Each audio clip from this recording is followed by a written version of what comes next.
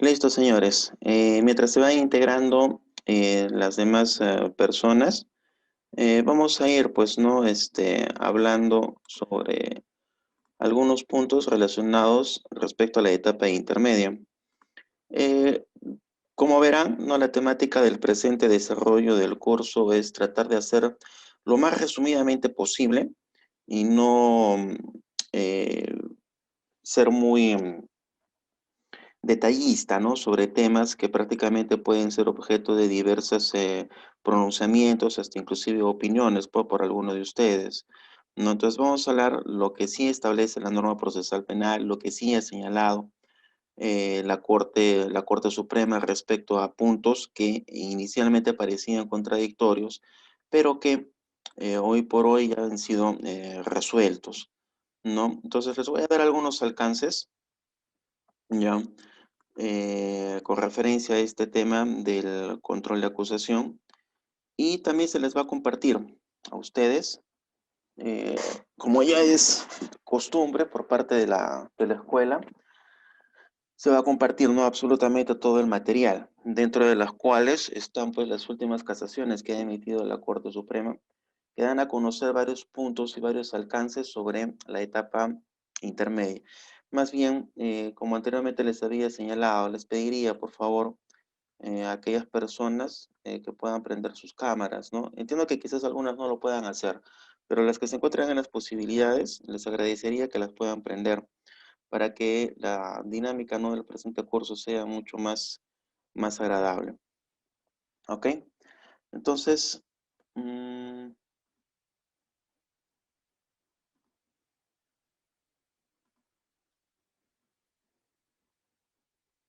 bien. Entonces, señores, trataremos de que también puedan ustedes participar lo más posible y puedan ustedes realizarme, ¿no? las preguntas respectivas del caso para que el, el presente evento pues sea más dinámico. No pretendo hacer de esto un monólogo, ¿ah? ¿No? Un monólogo, sino de que también requiero la participación de ustedes y resolver algunas dudas que puedan ustedes tener en el desarrollo de esta etapa. ¿Ok? Bien. Bien, entonces, sin mayor, sin mayor introducción, uno de los puntos más importantes que hasta el día de hoy, inclusive, a pesar de la vigencia del nuevo modelo procesal penal que ya tiene varios años, es que no se sabe cuándo termina, o mejor dicho, cuándo comienza la etapa intermedia. ¿No? No se tiene todavía una certeza de cuándo comienza la etapa intermedia. Unos dicen, bueno, la etapa intermedia comienza desde que me notifican con la acusación, ¿no? Y otros dicen, no, desde la conclusión de la investigación preparatoria, ¿no? Lo correcto es de que la etapa intermedia ya comienza cuando el Ministerio Público emite la disposición de conclusión de investigación preparatoria. A partir de ahí, ya comienza la etapa intermedia, pero ojo que esta conclusión de la investigación preparatoria comienza formalmente cuando el Ministerio Público le comunica al juez, es decir, le debe de poner de conocimiento a mesa de partes sobre dicha conclusión de investigación preparatoria. Ya no es que la fiscalía le comunica a las partes y ya concluyó la investigación preparatoria, ¿no? O sea, formalmente debe de poner de conocimiento al magistrado para que en sí se tenga pues por concluida la misma, ¿no? Que no lo ponga de conocimiento, bueno, ya es un tema problemático por parte de la fiscalía, pero a partir de ahí es en donde comienza la etapa intermedia.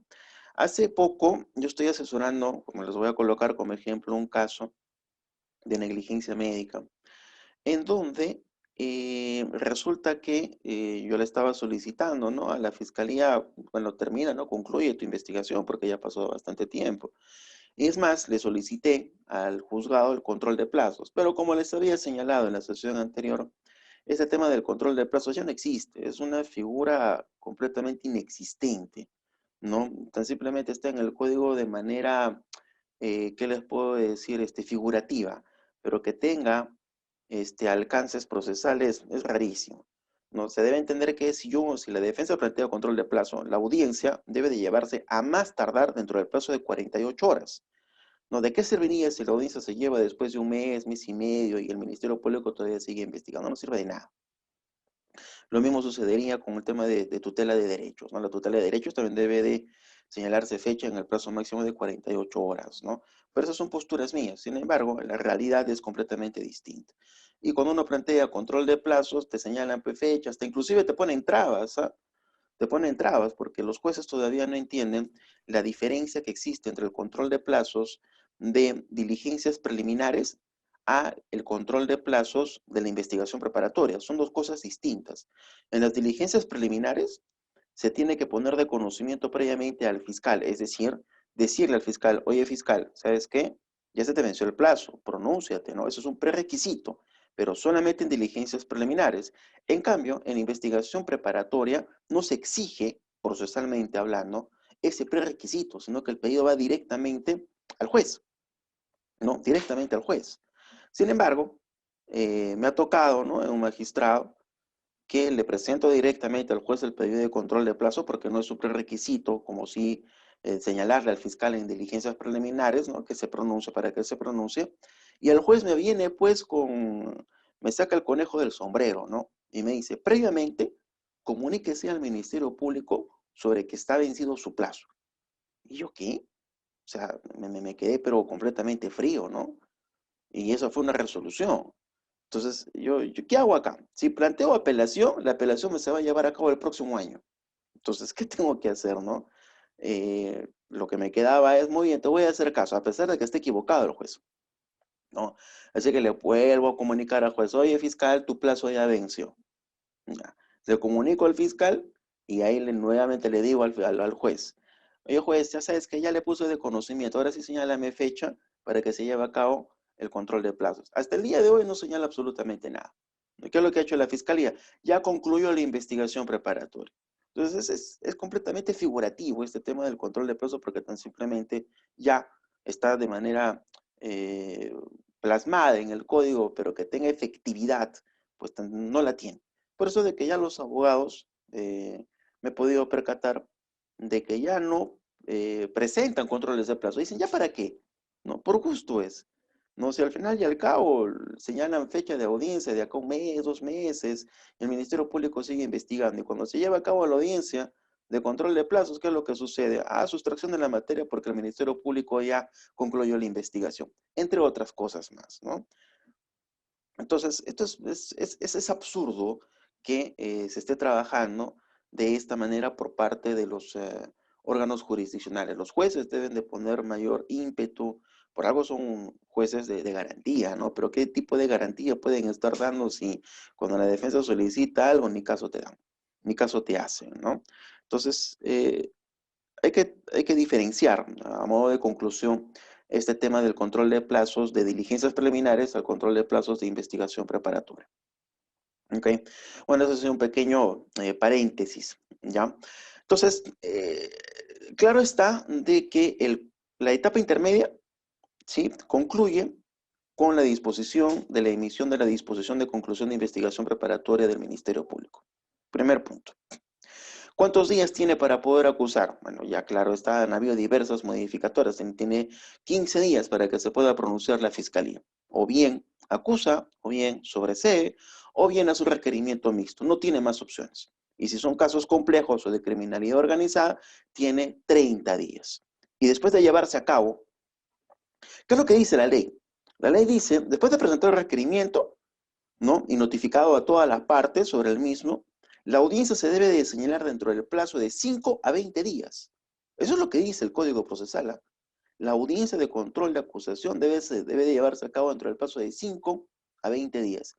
La realidad que nos dice que eso no se cumple, ¿no? Cuando era fiscal, he tenido una audiencia de control de acusación que me ha demorado año y medio en llevarse a cabo. Un año y medio. Es una barbaridad tremenda, ¿no?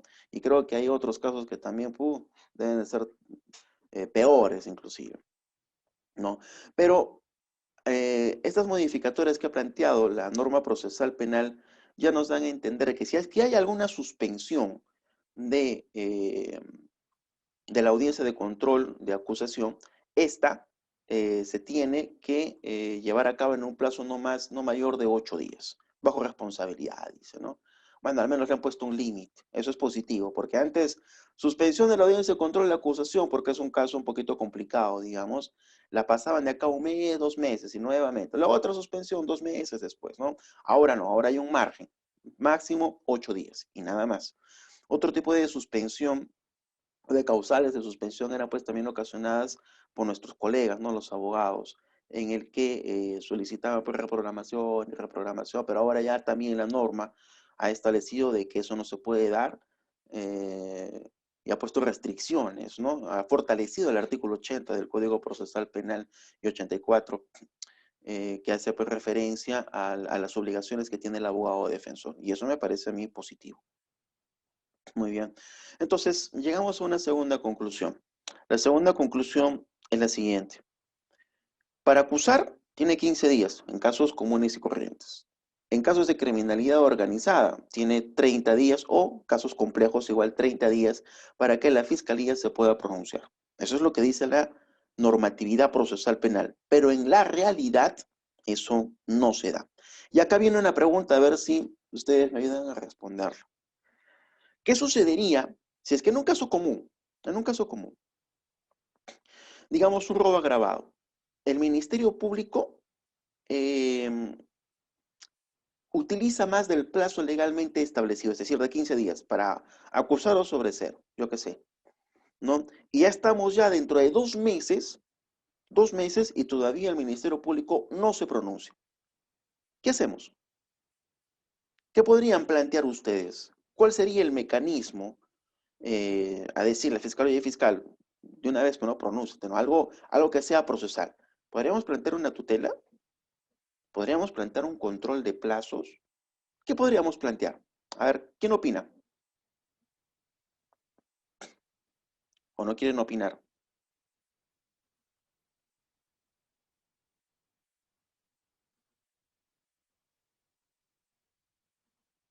¿Mm? Nadie, ¿qué pasó? ¿Se han despertado con sueño? ¿A poco siguen durmiendo? ¿Será por eso que no quieren prender la camarita? Seguramente están en su cama. La doctora Roxana Zapata dice control de plazos. A ver, ¿quién está de acuerdo con ello? ¿Es posible plantear un control de plazos? Podríamos plantear un control de plazos si la Fiscalía no ha emitido su requerimiento dentro del plazo de ley, que son 15 días, después de haber concluido la investigación preparatoria. A ver, una tutela de derecho, dice el doctor Edson Cayo. Pero ¿por qué no hablan? No escriban, hablen. Prendan su micrófono y hablen, ¿no? Así va a ser un poco más dinámico este evento. A ver, ¿quién más? ¿Quién más puede dar opinión? Tutela, control de plazos, o de frente lo quejamos al órgano de control interno. ¿Mm? ¿Cuál sería la alternativa correcta? O la más indicada. A ver, están calladitos. ¿A qué se deberá? Doctor, buenos días. En este caso se estaría vulnerando el debido proceso. En sí se estaría vulnerando el, el plazo razonable, ¿no? Claro, el plazo Bueno, razonable. sí, sí, claro, está dentro de los alcances del debido proceso si lo vemos, ¿no? En la aplicación del 139.3 de la Constitución, ¿no? Porque el Ujú. plazo razonable en sí no, es un tema que se encuentra intrínseco al debido proceso. Claro. Ujú. Pero sí, hay una vulneración al plazo razonable ahí. Pero a ver, ¿qué plantearía usted, doctor? Mm, tutela no sé si esté mucho porque ya en una oportunidad me escuché que la investigación no vulneraba ningún derecho porque al imputado le asistía el derecho a la presunción de inocencia, ¿no? Ya. Eh, pero en este caso, la verdad que no sé, un control de plazos no lo veo muy factible, pero en todo caso, no se me vino otra idea a la cabeza que pueda hacer una tutela de derechos por vulneración al debido proceso, ¿no? Porque no se está cumpliendo pues, con los plazos que establece el código, ¿no? El problema es el siguiente. sea tutela o sea control de plazos, ambos requerimientos solamente se pueden plantear durante la investigación preparatoria. Pero en este caso ya concluyó. ¿Mm? En este caso ya concluyó la investigación preparatoria. Entonces estamos en un limbo, ¿no? No tenemos un mecanismo procesal directo en el cual le podamos decir al fiscal, oye, ya pasaron 2 meses, 3 meses y todavía no presentas tu requerimiento, ¿no? No presentas tu requerimiento bien de acusación o sobreseimiento, requerimiento mixto. El Código Procesal Penal no prevé en sí un mecanismo de procesal, no valga la redundancia, para la fiscalía con la finalidad de controlar ese tipo de actuación. No existe, ¿no? No existe, porque si planteamos un control de plazos, la primera o una tutela de derechos, lo primero que el fiscal va a decir y el juez, obviamente, respetando el principio de legalidad, bueno, entre comillas, ¿sí? Va a decir, esto es improcedente de plano, ¿no? Esto es improcedente de plano, va a decir. ¿Por qué? Porque no hay. Esos mecanismos de control se plantean durante la investigación preparatoria. Entonces la defensa se queda sin alas como para poder cuestionar justamente el actuar del Ministerio Público, ¿no? Quien todavía no emite pronunciamiento. Entonces, existe la posibilidad de que un juez saliéndose del mecanismo procesal pudiera reconocer, creo que el mecanismo idóneo sería un control de plazos, ¿no? Pudiera, pues, no sacarle la vuelta un poco a la norma y decir, bueno, ya, si vamos a acceder a esto, ya, pues, fiscal, pronúnciate, ¿no? Podría de existir, pero lo dudo mucho, la verdad que lo dudo mucho.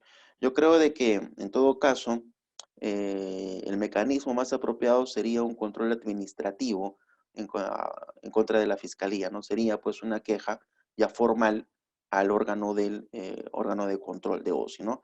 Ha pasado tanto tiempo y no emite pronunciamiento. Y créanme que lo van a sancionar. Se los digo por experiencia. Se los digo por experiencia. Yo tuve un caso así similar en donde pues un abogado, ¿no? Me presentó una queja justamente porque no había, pues, me había pronunciado dentro del plazo legal y es que también el caso era, pues, muy complejo y en 15 días no iba a emitir pronunciamiento jamás. Eran como 20 tomos, si más no me equivoco, no eran más. Y para ese entonces todavía no salió la modificatoria del Código Procesal Penal, ¿no? Que te otorgaba, pues, 30 días. Así que me tomé el doble de tiempo. En sí me tomé 2 meses para poder resolver esto.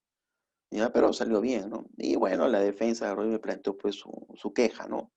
Y por más que me sancionaron en primera instancia, amonestación, por más que apelé, sí, que no tienes excusa, etcétera, etcétera. Así que sancionado, ¿no? Sancionado. Entonces, el mecanismo más idóneo sería presentar una queja al órgano de control interno, que hoy por hoy las sanciones al órgano de control interno, si es que son bastante severas, porque si te amonestan una vez, luego te vuelven a amonestar, como no recuerdo exactamente, pero creo que ya la tercera sería suspensión y así se van acumulando poco a poco el tema de las sanciones, ¿no?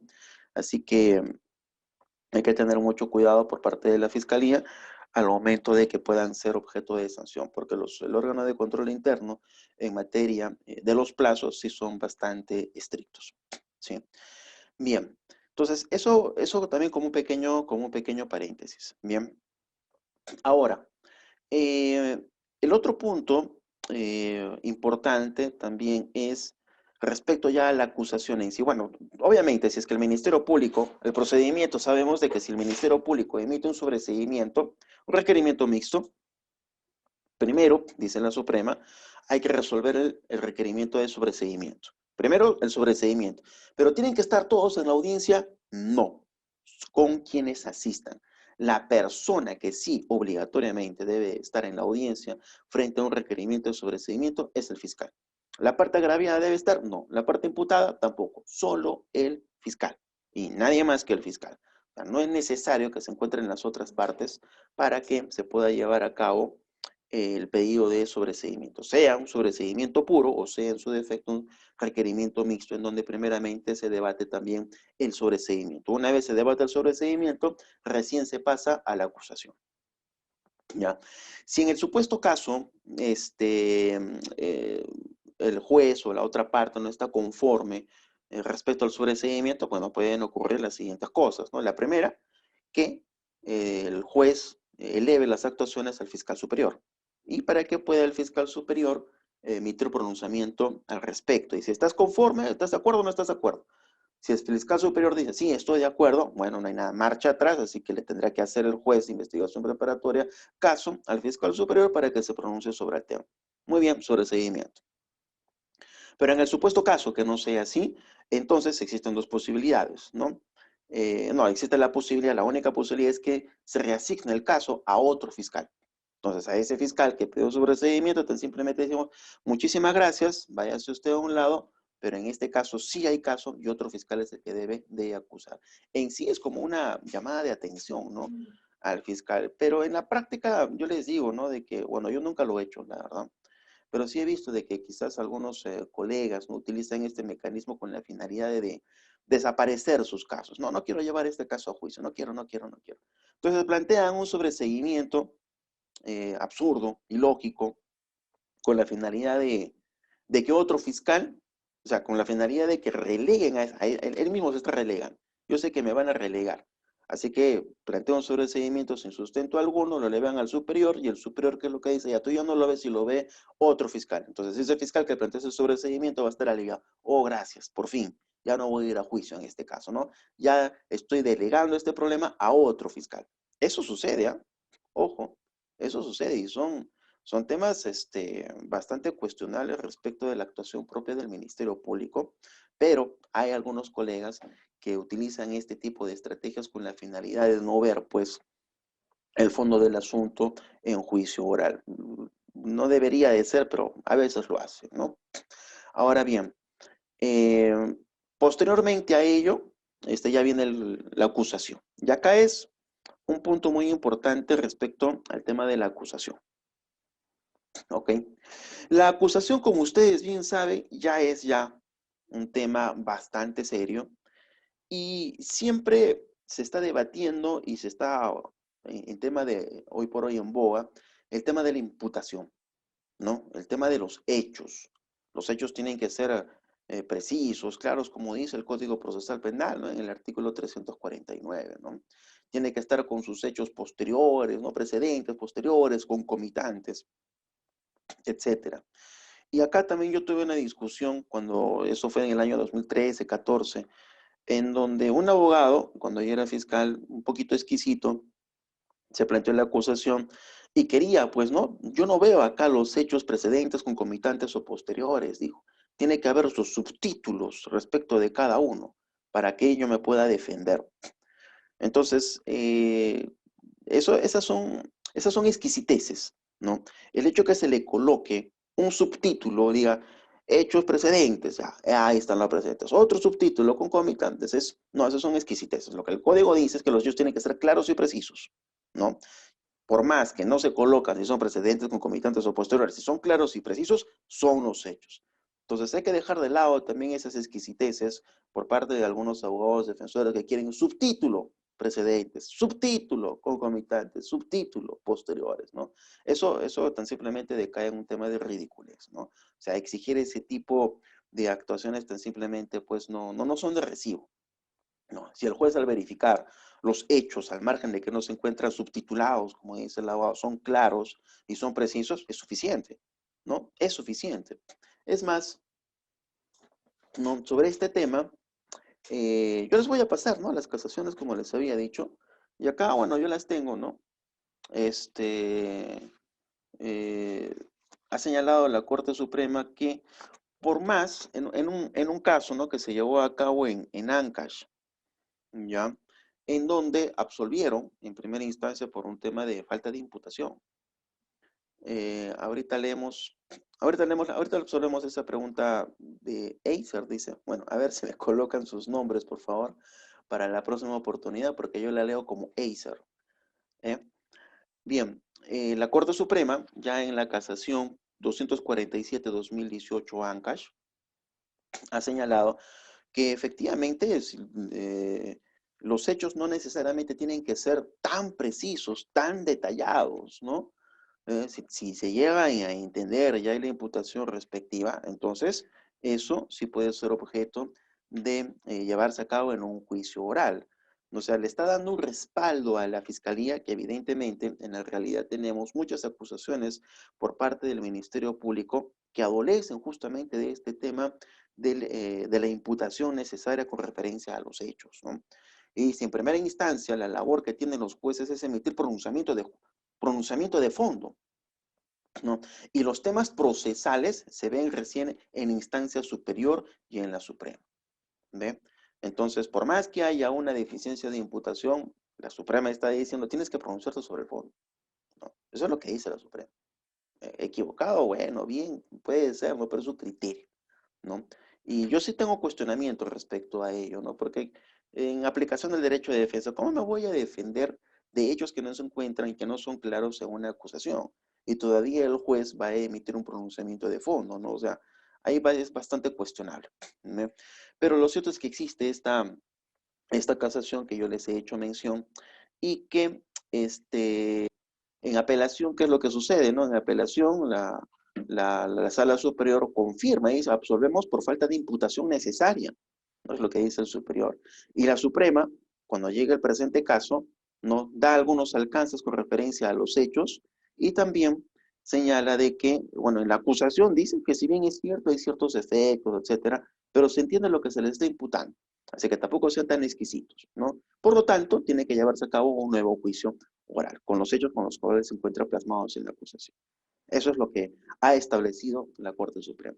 Además, señala que no se puede devolver. Ha pasado que en juicio oral algunos jueces, unipersonal y colegiado, ¿no? Al ver los hechos, que son una desgracia total por parte de la Fiscalía, ¿qué es lo que hace, no? Nulo el auto de admisión a juicio oral, devuélvase la acusación a la etapa intermedia al fiscal para que nuevamente rehaga los hechos de la acusación y la acusación, etcétera, ¿no? Y le llama todavía la atención al juez de investigación preparatoria para que tenga más celo en la actuación de sus funciones, ya que este tipo de acusación no puede pasar a juicio oral, ¿no? Eso ha pasado. Entonces ahí viene la otra pregunta. ¿Es posible de que el juez de juzgamiento o colegiado pueda declarar nulo y devolver los actuados estando en juicio oral a la etapa de investigación preparatoria? La Corte Suprema dice no, no se puede hacer eso, ¿no? Así que es un tema que ya también ha sido resuelto, ¿ok? Y eso también lo señala en la casación que yo les estoy señalando, ¿no? Si es que en alguna oportunidad ustedes han tenido ese tipo de problemas con algunos magistrados respecto a lo que les estoy señalando, ya saben ya cuál es la jurisprudencia que respalda lo que yo les estoy señalando, que viene a ser pues la casación 247-2018 ANCASH. ¿Ok? Entonces, eh, hay otro, hay otro, hay otro, hay otro punto con referencia al tema de la imputación necesaria, y es que se habla también que a veces los hechos de imputación no están en sí en los hechos que deberían de estar en la acusación, sino que están más adelante, ¿no? En la calificación jurídica, de repente en los elementos de convicción, o al momento de colocar la pena, etcétera. Pero en el rubro donde deberían de estar, no están, ¿no? Si no están, es una acusación completamente desordenada, ¿no? Entonces los abogados defensores, ¿qué es lo que dicen? ¿No? A ver, bueno, señor juez, aquí están los hechos, pero en los hechos no se advierte una descripción, como dice el Código Procesal Penal, ¿no? Y el juez al momento de analizar la acusación, pues dice, sí, efectivamente, no están dentro del rubro de los hechos, pero más adelante, ¿no? Más adelante, al momento de señalar la pena o las circunstancias concomitantes o, corrijo, el tema de los elementos de convicción, hasta inclusive colocan argumentos en la reparación civil, ahí están. Así que se debe entender que la acusación es completa, no se puede ver por partes, ¿no? Entonces, si bien los hechos no están como deberían de estar en el rubro específico, sí se encuentran más adelante. Y usted tiene que defenderse del contexto total de la acusación, ¿no? O sea, por ahí también lanzan una salvedad los magistrados para el Ministerio Público, que ese punto sí estoy de acuerdo. La verdad que sí, no podemos, pues, ser cerrar los ojos, ¿no? Ante la acusación y decir, no, no, no, esta parte de los hechos debería estar en los hechos, pero está en otro rubro más adelante de la acusación. No, no, no podemos decir eso, ¿no? De que está, y tú eres un abogado diligente y tienes pues que defenderte del contexto total de la acusación, ¿no? Entonces, de que sí hay trabajos ineficientes por parte de la fiscalía, sí, sí los hay, penosamente los hay, ¿no? Pero son salvedades que pueden, de una u otra manera, ser corregidas y tomadas en consideración, obviamente con el apoyo también del abogado defensor que no puede ser negligente en su actuar. ¿Ok? Bien, hasta ahorita, señores, ¿hay alguna interrogante, alguna duda con referencia a este punto? Sobre el tema de la imputación necesaria, sobre el tema de los hechos.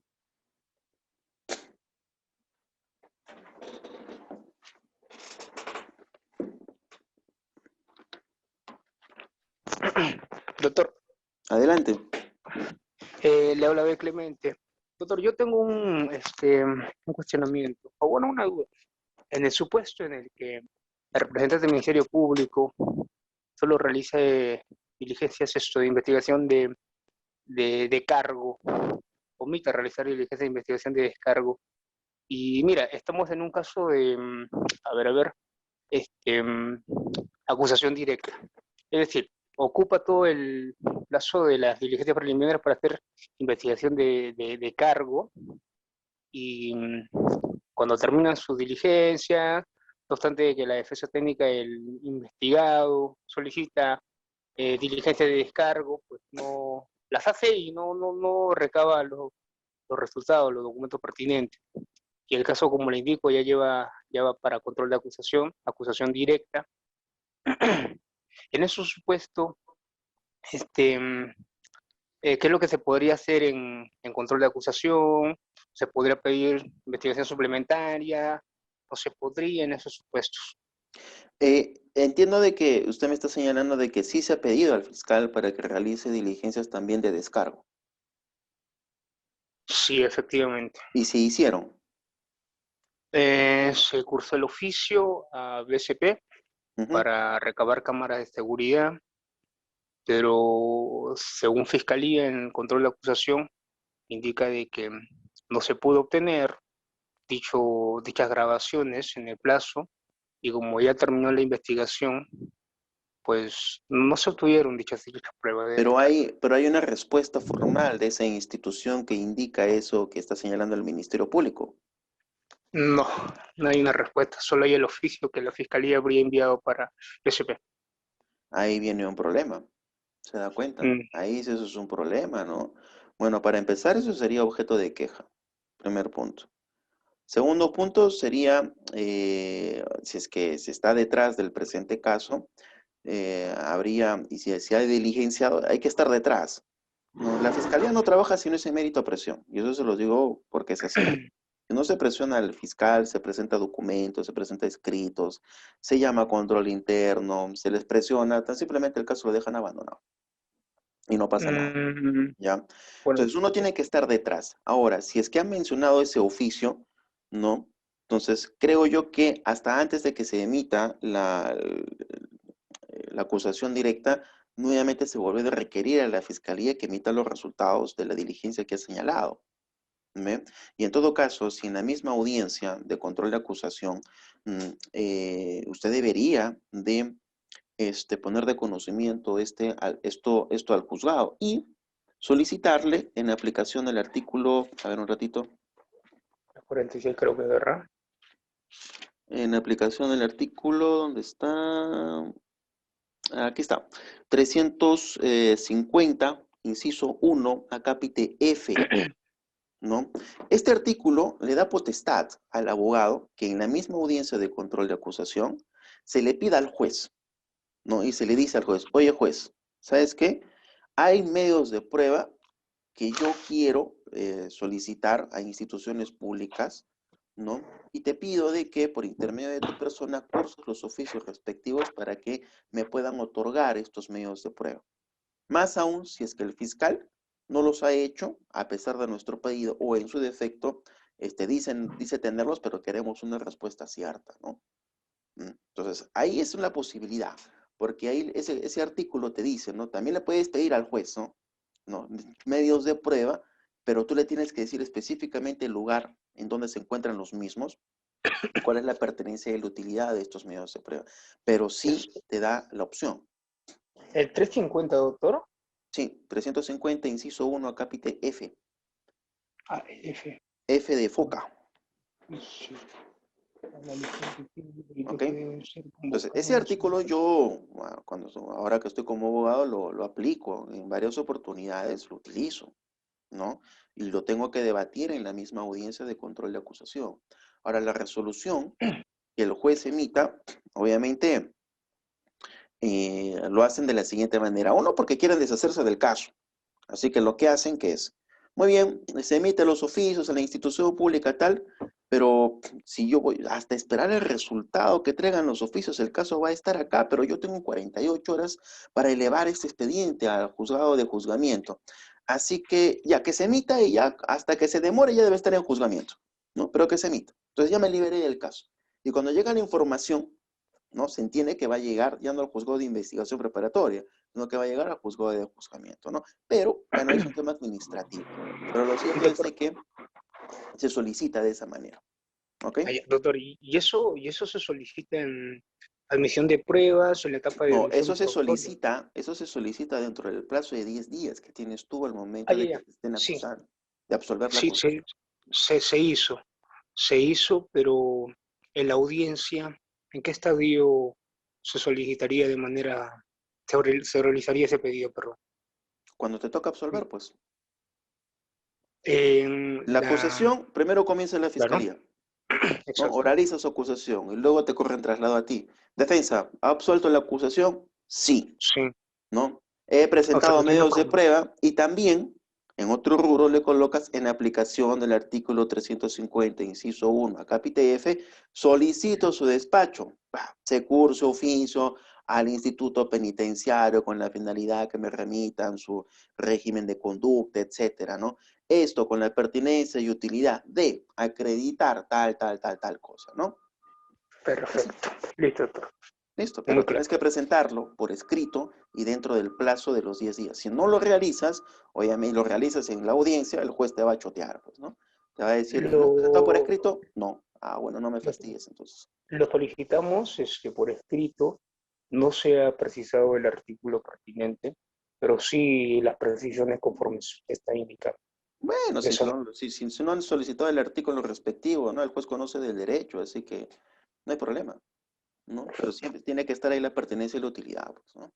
No creo que haya perfecto. una discusión por parte de la fiscalía que diga, no me ha dicho el artículo y ni el inciso ni tanto, por lo tanto no tiene base legal.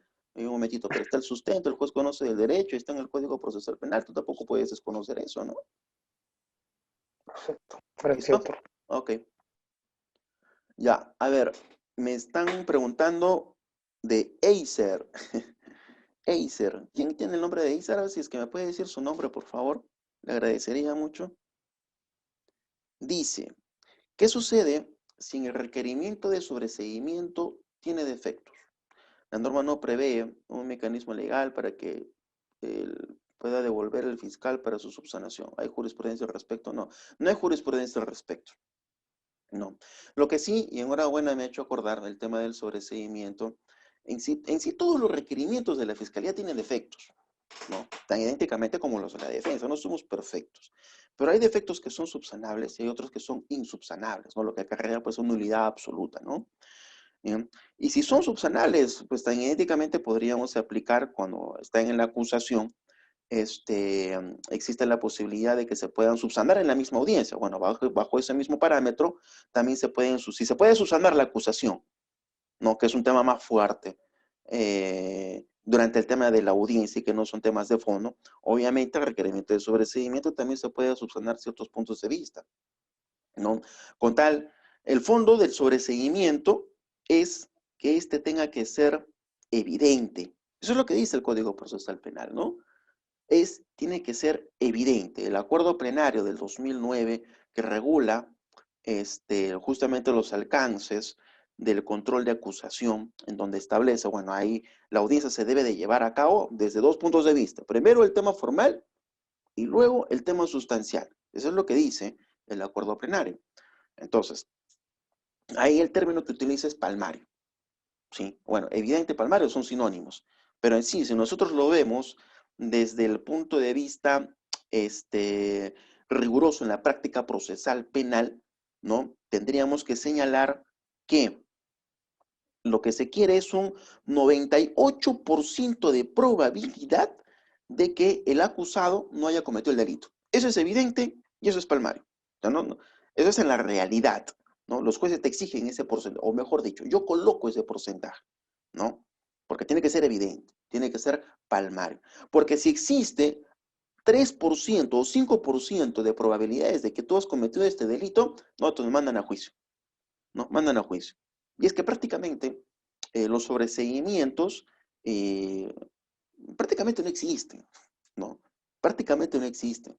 Y así lo coloco, ¿eh? Prácticamente no existe. Y todo, absolutamente, o casi todo, lo mandan a juicio, ¿no? Casi absolutamente todo lo mandan a juicio, ¿no? Es más, ¿eh?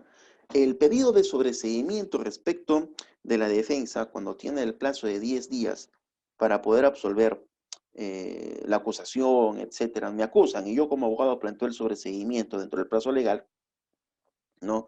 Y estando en la misma audiencia, hay jueces, ¿ah? Hay jueces que te llaman la atención y te dicen, señor abogado, antes de que te escuche el sobreseguimiento, ¿ah? Te dice, señor abogado, usted planteó sobreseguimiento, ¿está seguro que quiere continuar con el mismo? Porque le advierto de que si el sobreseguimiento no es evidente y no es palmario, tengo la potestad para poder mandarlo al colegio de éticas y sanciones, etcétera, etcétera, etcétera. O sea, te están amenazando, ¿no? Te amenazan, ¿no? Para que tú te des cuenta si vas a plantear o vas a oralizar, bueno, ya lo planteaste, si vas a oralizar o no el sobreseguimiento.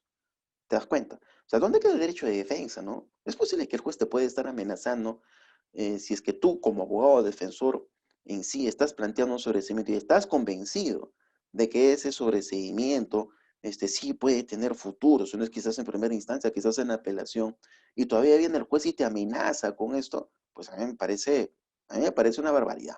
Pero hay jueces que hacen eso, ¿sí? Hay jueces que utilizan ese tipo de mecanismos con la finalidad, pues, de llamarle la atención al abogado o en su defecto amenazarlo. ¿Por qué? Porque dicen, no, tú estás planteando sobreseimientos por gusto, ¿no? No deberías de plantear esto. Yo creo de que lo hacen los jueces, obviamente, en mi postura, humildemente hablando, con respeto que se merecen los magistrados, ¿no? Que utilizan ese tipo de amenaza o coacción con la finalidad de no trabajar. Porque ¿qué implica sobreseimiento? Un análisis de fondo. Y si es un tema de 5, 10 tomos, 20 tomos, no, que voy a estar leyendo todo eso y emitir mi resolución, pues no. No, no, no, no, no, no. Entonces mejor lo amenazo, cosa que así se desista en el sobreseimiento, ¿no? Yo lo veo más por ahí, ¿sí? Yo lo veo más por ese lado, ¿se dan cuenta? Pero así se realizan las audiencias con algunos jueces que me llaman mucho la atención. Ahora yo me pregunto, ¿creen ustedes de que si la audiencia fuese televisada, el juez diría eso? ¿Creen ustedes que haría eso? No haría eso jamás, ¿no? No haría eso nunca. ¿Creen ustedes de que en el caso, por ejemplo, los emblemáticos que tenemos a nivel nacional, el caso de Keiko, entre otros, ¿no? Los abogados van a plantear sobreseguimiento, eso es obvio, porque son sus mecanismos de defensa. El juez le va a advertir a ese abogado, ojo, le advierto que si no es evidente, ¿no? Lo voy a llamar al colegio. ¿Creen ustedes que va a hacer eso? En la vida va a hacer eso, es una barbaridad, ¿no? Pero sin embargo, tenemos pues magistrados que utilizan ese tipo de mecanismo coaccionante, ¿no? Amenazante, ¿no? Con la finalidad, pues, creo yo, de que evitarse trabajo, ¿no? Creo yo, ¿no? Obviamente puede estar equivocado, pero es mi postura, es mi opinión, ¿sí? La doctora Camila nos dice, ¿existe un tiempo razonable para la investigación suplementaria?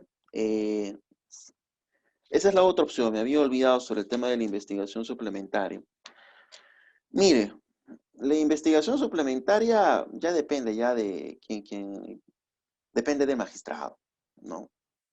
Depende del juez. Hasta inclusive cuando le elevan en consulta, inclusive el fiscal superior dice investigación suplementaria cuando no lo hace el juez, ¿no?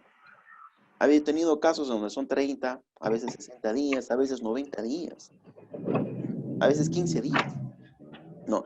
Pero eso no enmarca un plazo. Ahora, si le ponemos como tope, obviamente no podría ser superior a la investigación preparatoria, ¿no? 120 días, ¿no? Que sería también un absurdo. No, sería otra investigación, o sea, no sería suplementaria, ¿no? Sería otra investigación preparatoria, ¿se da cuenta? Pero sí, hay plazos ahí. No lo regula el Código Procesal Penal. La verdad que no lo regula. Está a criterio dependiendo de, el tipo de diligencias que pudieran estar ordenándose al juez o al fiscal superior, etcétera. Que, ojo que el fiscal superior no tiene esa potestad, ¿ah? Pero hay disposiciones que sacan eso, ¿no?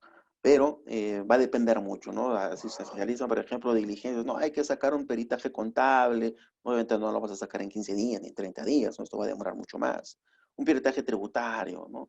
O de repente solicitar vía colaboración internacional otras diligencias, sea Chile, Argentina, etcétera, tampoco lo vas a hacer pues en ese periodo de espacio temporal, ¿no? Eso demora meses, 8 meses, 9 meses, un año, quizás más. Entonces mucho va a depender de qué tipo de diligencias son las que se va a ordenar. Pero en sí, respondiendo a su pregunta, el plazo razonable de investigación suplementaria no existe. Lo que sí, más bien es que realizada esta investigación suplementaria, ¿no? Nuevamente puedes volver a plantear el sobreseguimiento, ¿no? Que normalmente eso pasa con el Ministerio Público, por más que realice una investigación suplementaria, ya tiene el chip grabado. Esto se sobresee sí o sí. Por más investigación suplementaria que haya, se sobresee sí o sí. Es prácticamente imposible que pueda cambiar de postura, ¿no? Entonces, nuevamente vuelve a sobreseer el caso y al momento de sobreseer el mismo, este, ya las otras partes ya no tienen posibilidad alguna de que puedan plantear oposición, porque eso dice la norma, ¿no? Eso dice el código. Sin embargo, en la realidad, los jueces admiten esas oposiciones, pero no como oposiciones legales, ¿no? Sino como oposición en aplicación de calidad de agraviado, porque el Código Procesal establece de que el agraviado tiene derecho a opinar y a hablar como última persona. Entonces habla como última persona, ¿no? Entonces el agraviado, vivo o astuto, en aplicación al artículo tal, solicito hablar. Muy bien, hable, el juez no te va a negar porque vas a tener que hablar, ¿no? Pero prácticamente lo que habla es una oposición, ¿no? Una oposición, quizás no formal, pero es una oposición. Y el juez la va a escuchar. ¿Ve? Nos dice nuevamente Eiser, la subsanación del sobreseimiento del fiscal debería reflejarse en la resolución del juez. Debería reflejarse en la resolución del juez o solo quedaría en el audio de dicha subsanación. Bueno, tendría que estar, ¿no? También, ¿no? Como las audiencias son orales, se entiende de que lo que resuelve el juez en materia oral debe de estar plasmado por escrito, ¿no? Entonces tendría que haber algún argumento en ese sentido, no solamente plasmado oralmente, sino que también tenga que estar por escrito, ¿no? Si se eleva en consulta, el fiscal superior debería revisar el audio y la resolución. Yo recomiendo que sí, tendría que revisar los dos. ¿Por qué? Porque ya me ha pasado y voy a colocar un caso emblemático acá donde yo trabajo, ¿no? Que es en la ciudad de Tacna, en un caso denominado, mal denominado en sí, ¿no? Los limpios de Tacna, en donde tiene una historia, ¿no? Y una prisión preventiva dictada, porque se lleva hasta 3, 4 prisiones preventivas, en fin. ¿Qué es lo que sucede? La jueza oralmente al momento de dictar su resolución dice A, B y C. Entonces, y al momento de notificar la resolución por escrito, ya no dice A, B y C, que es lo que dijo oralmente, sino que ahora dice A, B, C, D, E, F, G, H, I, J, K, etcétera, todo el abecedario. Todo el abecedario dice. Entonces uno cuando compara, porque yo me doy el lujo de comparar su resolución que duró como 8 horas de lectura, y con la resolución que estuvo por escrito, dijo, oye, pero ¿de dónde me está sacando esto? Si esto no lo ha dicho oralmente, ¿cómo puede estar plasmado por escrito? ¿No? Y no son pues pequeñas cosas, ¿ah? No, son hojas de hojas que ha dicho por escrito, pero que no las dijo oralmente. ¿Se dan cuenta? Eso, sinceramente, acarrea un tema de nulidad absoluta, ¿no? Entonces, esos temas, por ejemplo, son bastante recomendables porque eso es lo que sucede. Y al momento de suceder eso contraviene lo que establece el acuerdo plenario, creo que es del 2002, no, 2010, en el cual se establece justamente la equivalencia, ¿no? Que debe tener una resolución oral y escrita, ¿no? Ahí sacan cierto tipo de argumentos la Corte Suprema y da a entender que tiene que tener pues un cotejo bastante similar de lo que tú hablas con lo que aparece por escrito, ¿no? Pero penosamente, en el ejemplo que yo les estoy dando, ese tipo de circunstancias no se dan. Por eso es que yo recomiendo de que si es que esto se eleva al fiscal superior, el fiscal superior tiene que tener las dos, tanto la oral como la escrita, ¿no? Bien, sigamos avanzando. ¿Alguna otra interrogante sobre el tema? Bien, bien, bien. Bien, Sí, doctor. entonces, sí, adelante. Escucho. Muy buenas. Le habla René Delgado. Doctor, quería cerrar una consulta justamente a lo que estaba hablando respecto a los 10 días que tienen las partes para observar la acusación. En este caso nos vamos para el lado de la defensa. Tiene 10 días para presentar las observaciones que indica el artículo 350 del Código Procesal Penal.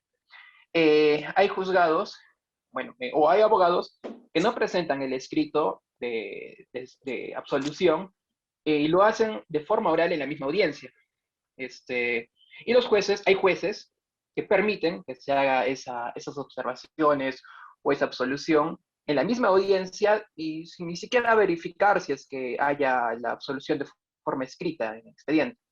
Y fiscales, que yo como he sido especialista de audiencias de juzgado de investigación preparatoria, y tampoco es que le haya preguntado al juez, ¿no? ¿Por qué permite que haga la absolución en la misma audiencia? O por qué no revisa si es que hay escritos o no. En este caso, hay jueces que prefieren darle más prioridad a lo que es la subsanación en sí, es el fondo o el objetivo principal de lo que es una audiencia de control de acusación, ¿no? Porque si se van por los formalismos, esa acusación puede pasar, por así decirlo, por una mesa de partes o un filtro que, por así decirlo, haría agua, ¿no? Para que toda acusación pase a juicio, ¿no? Entonces hay jueces que tienen ese criterio de dejar que la defensa haga la absolución en la misma audiencia sin revisar previamente de que esté de forma escrita como indica el Código Procesal Penal. Quería saber cuál es su posición al respecto. Ya, usted me dice que es especialista, ¿podría decirme en dónde? ¿En qué parte? En Arequipa. Arequipa. Ah, en Arequipa. Ya, le comento lo siguiente. Bueno, Arequipa ya tiene ya experiencia en este tema del Código Procesal Penal desde el año 2008, ¿no? Es uno de los distritos judiciales. Yo soy arequipeño, ¿no? Yo he estudiado allá. Entonces conozco perfectamente bien cómo es el manejo del Código Procesal que se maneja en Arequipa. Y bueno, pues no, cada distrito, siempre lo he dicho, cada distrito judicial maneja el Código Procesal Penal de acuerdo a como crea por conveniente, ¿no? En fin, ¿qué es lo que sucede acá? A ver, ciertamente las casaciones que yo les voy a enviar establecen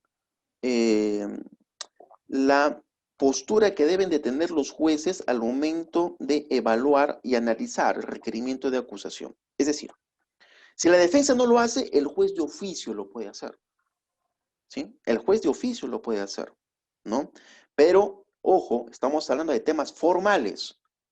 Formales, ya hemos dicho de que la acusación tiene dos etapas, el tema formal y el tema sustancial, ¿no? En el tema formal, si la defensa dice, uy, me olvidé de plantearlo por escrito en el tema formal, bueno, lo haré oralmente, ya. Si el juez lo permite, bienvenido sea, ¿no? Para el juez y para el fiscal, porque son temas formales. O sea, ¿qué es lo que está haciendo el abogado? Yo como abogado no haría eso, ¿no? ¿Por qué? Porque le estoy diciendo al fiscal, perfeccióname la acusación, ¿no? Perfeccióname la acusación. Y el juez, gracias por ayudarme a condenar a tu cliente. Feliz va a estar. ¿Se da cuenta? Entonces, yo como abogado, ¿cómo voy a decir eso? ¿No? Yo como abogado diría, bueno, a mí me conviene que la acusación vaya con los desastres y desórdenes que tenga, porque en juicio ahí me la voy a ver. ¿Se dan cuenta? Pero ¿cómo voy a ayudar para que se perfeccione la acusación? En todo caso, que le haga el juez de oficio, yo no digo nada. Y se acabó, ¿no? Esa, por ejemplo, es mi postura en temas formales. ¿Ve? Ahora, en temas sustanciales sí es distinto. Yo creo que el juez, ¿no? Salvo quizás alguno, pero en temas sustanciales, el juez no va a permitir, uy, abogado, presentate medios de prueba dentro del plazo de 10 días, no. Pero acá los tengo y los voy a presentar oralmente, no, yo no te voy a permitir eso. Yo no te voy a permitir eso. Si no lo hiciste dentro del plazo de 10 días, presentarte tus testigos porque dice la ley, es un tema sustancial. Así que yo no te voy a permitir que me estés presentando escritos de manera extemporánea porque ahí sí dice el Código Procesal Penal y, bueno, los plazos son extemporáneos. Yo no te voy a admitir eso. Pero el tema formal sí te voy a permitir. El tema formal sí te permito. ¿Se dan cuenta? ¿Ve? Sí te permito. ¿Mm? Entonces, hay grave problema porque así como la defensa le exige a la fiscalía, preséntame tus testigos de manera correcta dentro del plazo legal, digamos, la fiscalía, en un delito, digamos, de violación sexual, se olvidó de mencionar dos testigos que son claves, que han visto cómo se estaba ultrajando a la chica, digamos, ¿ok? No los mencionó en su acusación, ni como órgano de prueba, ni como documental, ¿no? No lo señaló. Y estando en la misma audiencia de control de acusación, el Ministerio Público presenta un escrito con la finalidad de agregar estos testigos. Sí, que por error de tipo, bueno, ya le echan la culpa al asistente, al administrativo, al secretario, ¿no? A todo el mundo le echa la culpa a la fiscalía, ¿no? Y presento los dos testigos que no los he presentado en la acusación. Entonces ahí la defensa, ¿qué es lo que va a hacer? Obviamente se tiene que oponer, porque esos ya son temas sustanciales y no formales. Entonces ahí la defensa no sabe que yo no voy a aceptar esto. Yo no voy a aceptar esto. ¿Por qué? Porque es un tema sustancial. Y ya tenía conocimiento del Ministerio Público de poderlo presentar en su debida oportunidad. Por lo tanto, al ser esto un tema de preclusión, ¿no? Porque se debe presentar, los plazos son preclusivos, así que no debe de admitirse este tipo de testigos. Si nosotros vamos a cuestionar la labor del Ministerio Público con suma rigurosidad, porque no colocó los dos testigos para su acusación, que son importantes, evidentemente bajo las mismas fortalezas, bajo el principio de equidad, igualdad de armas, también se tendría que actuar a favor o en contra de la defensa, si es que no colocó y no mencionó sus medios de prueba dentro del plazo legalmente permitido. Y el juez difícilmente las va a aceptar. ¿Sí? Entonces, si el juez, respondiendo a la pregunta del doctor Eduardo, está permitiendo estas subsanaciones orales, es porque las está permitiendo desde el punto de vista formal y no creo que sea sustancial, ¿no? Si es formal, muy bien, estamos perfeccionando la acusación. Gracias, señor abogado, por colaborar con la condena de tu cliente. Perfecto. Ahora sí la acusación está perfecta, está limpia, justamente para que se condene. O sea, ¿cómo yo voy a apoyar para que la acusación vaya en perfección en contra de los beneficios de mi cliente? Yo no haría eso, ¿no? Yo no haría eso. ¿Se dan cuenta? En todo caso, que lo haga el juez o que lo haga el fiscal, pues no, con un escrito por ahí, pues no, bueno. Pues. Pero yo, si es que me dice el juez, ¿tiene usted alguna observación formal de la acusación? No, ninguna. Todo está perfecto. Pero yo sé que la acusación es un desastre. No, yo sé. Entonces, la labor que tiene el juez de oficio es verificar si es que cumple o no los parámetros legales establecidos de manera correcta. ¿Se dan cuenta? ¿No? El abogado se puede hacer de la vista gorda. Y ya, y no hay ningún problema. ¿No? Pero en temas sustanciales las situaciones son completamente distintas. ¿Se dan cuenta? Yo en tema sustancial, yo como abogado defensor no voy a plantear, pues, un sobreseguimiento. Uy, señor juez, no lo hice por escrito dentro del plazo de 10 días, pero lo voy a fundamentar oralmente. No, si no lo has hecho por escrito, ¿cómo vas a fundamentarlo oralmente? ¿Se dan cuenta? No podría hacer eso. O sea, hay que distinguir tema formal con el tema sustancial. Tema formal, bienvenido sea. Tema sustancial, no creo que sea distinto. No sé si respondí su pregunta. Sí, doctor. Sin embargo, aquí en la ciudad de Arequipa, sí hay jueces que permiten que se haga esa observación sustancial. Hasta, bueno, no he llegado a ver sobreseimiento, sin embargo, sí se hace esa observación, ¿no? En lo que corresponde en sí al tema de fondo, ¿no? ¿Admiten medios de prueba? Claro, ¿Les no, permiten no, no, admitir? no se van de lo que son medios de prueba. Lo que, o sea, cuando sí hay con escrito, sí, normal, se admite, ¿no? Pero cuando no hay escrito, doctor, sí se están haciendo análisis respecto al tema de fondo. Eso más en los juzgados de violencia familiar, que son los nuevos juzgados, ¿no? Pero Donde mayormente todo pasa. por eso lo que, eso es cierto. Lo que yo le quiero preguntar, ya para salir de la duda, es si me olvidé de presentar medios de prueba dentro del plazo de 10 días, que ya es un tema sustancial, ya es un tema de fondo, porque ya pasamos la etapa formal. Yo le puedo Ujú. decir al juez, oye juez, No los he presentado por escrito, pero los tengo aquí y los voy a presentar en este acto. ¿El juez admite eso? No he visto, doctor, para No serle creo que los sincero, admita. La verdad que no no he creo. visto, no he visto, no he visto. Ok, la verdad que no creo que los admita. Pero si es que hay un juez que los quiera admitir, bueno, ya pues que los admita, ¿no? O sea, al final y al cabo es quien decide, ¿no? Y tendrá que sustentar su decisión, porque obviamente, así como la fiscalía tiene, presenta la acusación y le corre el traslado a la defensa, y en esa acusación tiene el nombramiento de los testigos específicos con dirección, con nombre y los puntos sobre los cuales va a detallar, ¿no? La defensa ya tiene conocimiento sobre eso con anticipación. Entonces, bajo las mismas circunstancias y por igualdad de armas, yo como abogado defensor no puedo sorprender a la fiscalía en plena audiencia señalando recién los testigos y los puntos los cuales va a declarar, porque yo como fiscalía también tengo el derecho de tener un tiempo razonable, un plazo razonable para poder saber quiénes son estos testigos que el ministerio, que la defensa está solicitando. ¿Se dan cuenta? Igualdad de armas, ¿no? No, tú me pides una cosa, compórtate de la manera igual. ¿Se dan cuenta? O sea, yo como juez no podría admitir, independientemente de ello, estaría pues vulnerando el tema del plazo preclusorio, del plazo procesal, ¿no? Entonces hay dos razones ahí como para poder rechazar justamente esta admisión de medios de prueba de manera extemporánea, si es que la defensa no lo realiza dentro del plazo legalmente permitido, tan idénticamente como pudiera pasar por parte del Ministerio Público. ¿Ok? Bien. Me dice la doctora Roxana Zapata, ¿cuál es el mecanismo procesal para cuestionar sentencias con aspectos que no fueron mencionados en la audiencia oral? No entiendo eso. ¿Cuál es el mecanismo procesal para cuestionar sentencias con aspectos que no fueron mencionados en la audiencia oral? Apelación nomás, pues, doctora, ¿no? Y señalar justamente lo que usted me está mencionando, ¿no? A ver, este tema, por ejemplo, no es un tema que vamos a discutir acá, ya que estamos en una etapa intermedia, es un tema ya de juicio.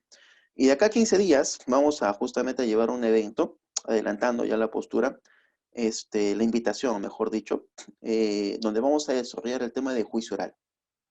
¿Sí? Este tema de juicio oral no lo vamos a desarrollar solamente en una sola sesión, ¿no? Lo vamos a desarrollar quizás en 2 sesiones porque es el tema más complicado, donde hay que darle mayor énfasis, ¿no? Vamos a hablar sobre el tema también de las técnicas de litigación oral. Vamos a ir por partes, ¿sí? Yo, como verán, trato de que los eventos sean un poco más académicos y ahí sí vamos a presentar videos, esquemas, etcétera, ¿no? Para que ustedes puedan asimilar un poco más este tema de juicio oral y las técnicas de litigación oral. Ya, pero más o menos adelantando a la respuesta de la doctora Rosana Zapata, le comento, ¿no? El juicio oral tiene límites, no es ilimitado. Hay el límite A y el límite B, ¿sí? Y dentro de esos límites que se desarrolle el juicio oral es que se debe de estar basando en la sentencia. Por lo tanto, si es que hay fuera de los alcances del límite A y límite B un rubro C o D que no se han desarrollado dentro del debate probatorio, dentro del pleno, obviamente, y aparecen en la sentencia, sería causal de nulidad. ¿Por qué? ¿Por qué sería causal de nulidad absoluta una sentencia que no ha sido objeto de debate durante el transcurso del juicio oral? Porque no se me ha dado a mí la oportunidad de poder debatir justamente esos argumentos que el juez los ha planteado en su sentencia cuando se estaba llevando a cabo el juicio oral. Basta con ese argumento como para que esa sentencia sea nula y se pueda, siempre y cuando, ojo, siempre y cuando tenga que ver de manera sustancial y se haya utilizado tal argumento para poder sentenciar a su cliente. Porque si es que es un argumento, porque es posible que los jueces superiores digan, sí, efectivamente, ¿no? Si hay un rubro en el cual no se ha llevado a cabo en el juicio oral y en la sentencia aparece como un punto C, pero es irrelevante. ¿Por qué? Porque eso no ha sido un argumento para poder sentenciarlo a su cliente. Entonces hay que buscar los puntos vitales en donde se han utilizado y se han escapado del ámbito del desarrollo del pleno, ¿no? Y que han servido para poder sentenciar al cliente, pero que no han sido objeto de debate durante el transcurso del juicio. Eso sí sería importante. El doctor Walter Rojas Sarapura nos dice, ante un requerimiento mixto, el fiscal se comprometió a remitir los anexos pertinentes a la defensa posteriormente, pero no remitió las copias y el juez de control de acusación no exigió al fiscal que remita los anexos. No obstante, el reclamo de la defensa, ¿qué acción se puede realizar al respecto? Bueno, acá, pero no remitió las copias y el juez de control de acusación no exigió al fiscal, bueno, habría que presentar los escritos, ¿no? Ya eh, hay que estar al tanto ahí, o sea, ese es un tema ya de, creo yo, ¿no?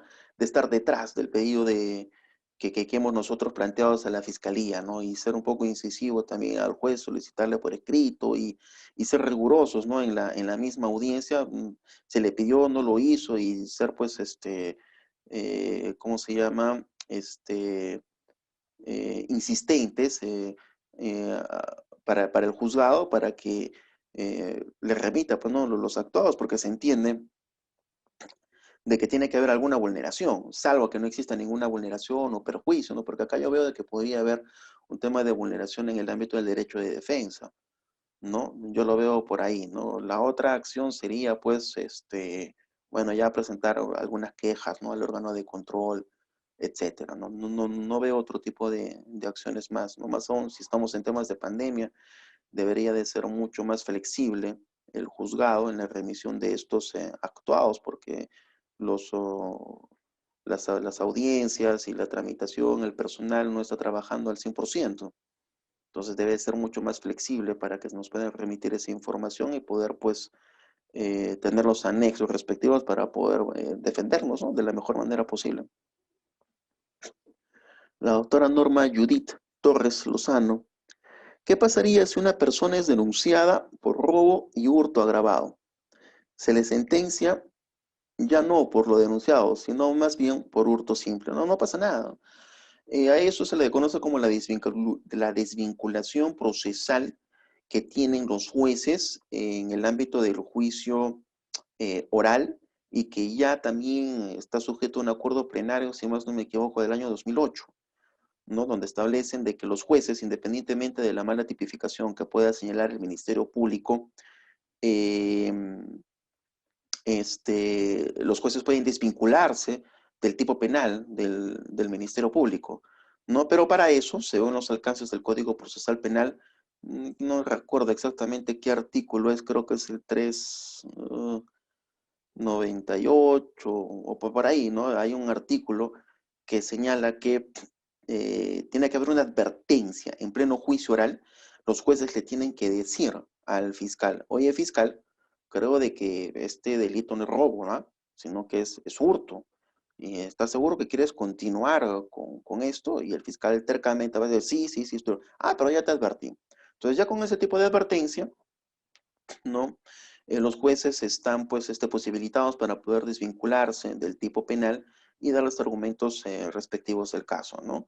Uno de los requisitos es que se trate del mismo bien jurídico tutelado, en este caso es la propiedad, ¿no? Que pueda tener una persona, ¿no? Si es robo, es hurto, bueno, no habría ningún inconveniente, sí lo pueden hacer los jueces, sin inconveniente alguno, siempre y cuando haya ese tipo de advertencia, como lo establece el Código Procesal Penal, y en aplicación del Acuerdo Plenario de Desvinculación Procesal, que si más no me equivoco, es del 2008. Y tiene ese título, ¿eh? Es más, lo podría buscar ahorita que está en la computadora, en Google, mientras voy hablando, coloque usted ahí, ¿no? Desvinculación Procesal, Acuerdo Plenario 2008. Y lo más probable es que le salga, ¿no? O desvinculación procesal, de repente me equivoco en el año, ¿no? Ya pasó tanto tiempo también, ¿no? Desvinculación procesal, ¿no? De jueces, fiscalía, le va a salir ahí algunos puntos. ¿Listo? Bien. Bien, entonces, a ver, quizás hay alguna otra interrogante, alguna otra opinión. Ya. Un punto que no lo debo dejar pasar, y es que este sí es bastante importante, y esto ya tiene que ver ya con el tema de la, la acusación sustancial, ¿no? Ya pasamos el tema formal, ahora la acusación sustancial. Es con el ofrecimiento de pruebas, ¿sí? Es con el ofrecimiento de pruebas. ¿Y esto por qué? Porque los requerimientos de acusación, o corrijo, los fiscales están en la obligación, porque así lo dice el Código Procesal Penal, ¿sí? Lo dice el artículo 352, 352, inciso 5, lo dice también el artículo 349, 349, inciso 1, acápite H, ¿sí? Que son, pues, se correlacionan ambos, ¿ya? Indican de que el ofrecimiento de medios de prueba tiene cierto tipo de requisitos, ¿sí? Tienes que colocar el nombre, tienes que colocar el domicilio, la dirección, así como también la parte más importante sobre qué es lo que va a declarar este testigo o este perito, ¿no? Eso es importante. ¿Por qué resulta ser tan importante esto? Porque en la actualidad existe multiplicidad de requerimientos de acusación que cuando el Ministerio Público señala los medios de prueba que van a, o los órganos de prueba o los testigos que van a declarar, los colocan así. El agraviado, para que declare respecto a los hechos por los cuales es objeto de denuncia. Testigo, el efectivo policial, para que declare respecto de los hechos por los cuales son objeto de denuncia. Y así, control C, control B, control C, control B. Oye, pero, ¿qué sucede, no? Que el código dice que tienes que especificar de manera detallada y puntual sobre cuáles son los hechos. No, son los objetos sobre cuáles son de denuncia. ¿Pero cuáles? ¿Toda la denuncia? ¿Forma genérica? No, el código dice que tiene que ser específica. ¿Se dan cuenta? ¿No? Y eso es importante. ¿Por qué si resulta que es importante? Porque estando en juicio oral, el fiscal va a tener problemas. Porque al momento de que el testigo o la agraviada vaya a declarar, o el agraviado, ¿no? La defensa atenta, ¿no? Va a decir, muy bien, a ver, le va a preguntar sobre el testigo, objeción, va a decir la defensa. ¿Por qué?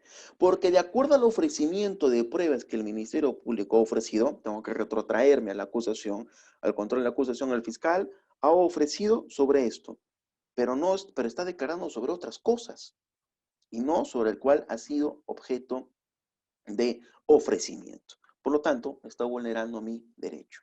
¿Se dan cuenta? Ahí viene la importancia de cómo es que el Ministerio Público debe de ofrecer correctamente sus medios de prueba, en especial los testigos y los peritos.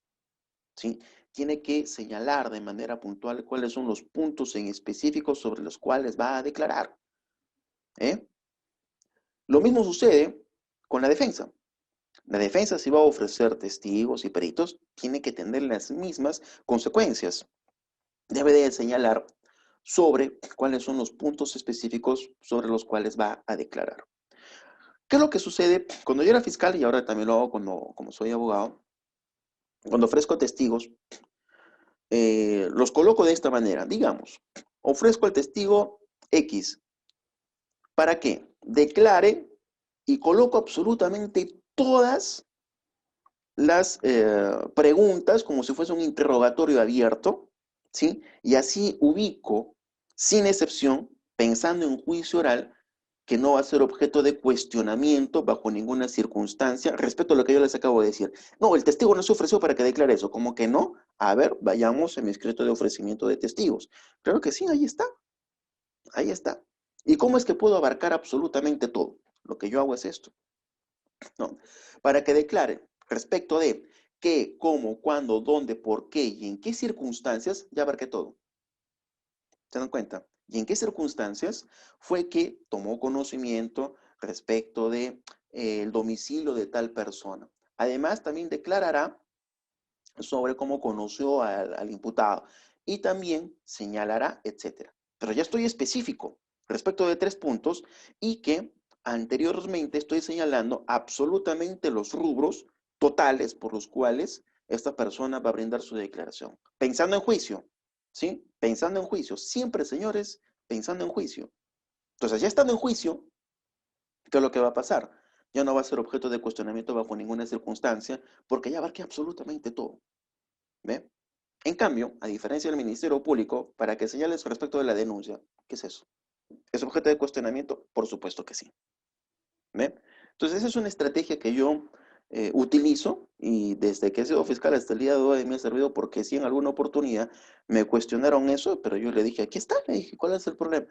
Lo único que hizo el juez es, adelante, señor fiscal, ni siquiera le respondió al abogado ni nada. O sea, como diciendo, es que cállate y déjalo trabajar. ¿Ok? Bien. Bien, señores. No sé, si de repente tienen algunas preguntas sobre el tema, porque les he abordado algunos temas de manera resumida, ¿no? Quizás un poco más profundos dentro del ámbito procesal penal. El tema de los plazos, el tema de los días, los pueden leer, están en el Código Procesal Penal. Yo no he venido a leerles el Código Procesal Penal, ¿no?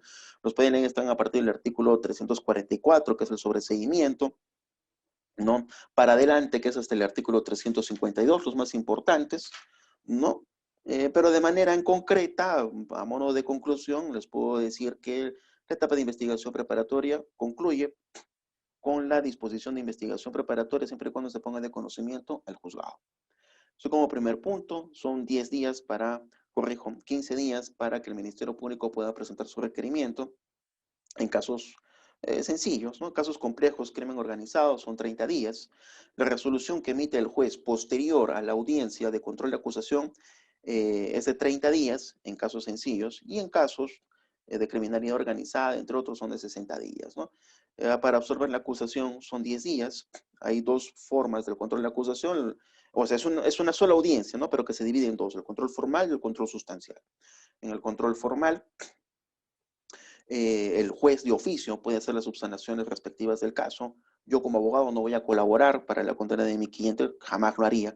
No lo voy a decir formalmente, ¿sabes qué? Esto está mal, pues, ¿no? Perfeccioname la acusación. Salvo en algunas circunstancias cuando el Ministerio Público, y eso ocurre, agrega hechos que no están en la formalización de investigación preparatoria. Ahí sí tengo que cuestionarlo, ¿no? Ahí sí, ¿no? Cuando agrega hechos que no han sido objeto de investigación. Eso sí tengo que cuestionar, ¿no? Ahí sí.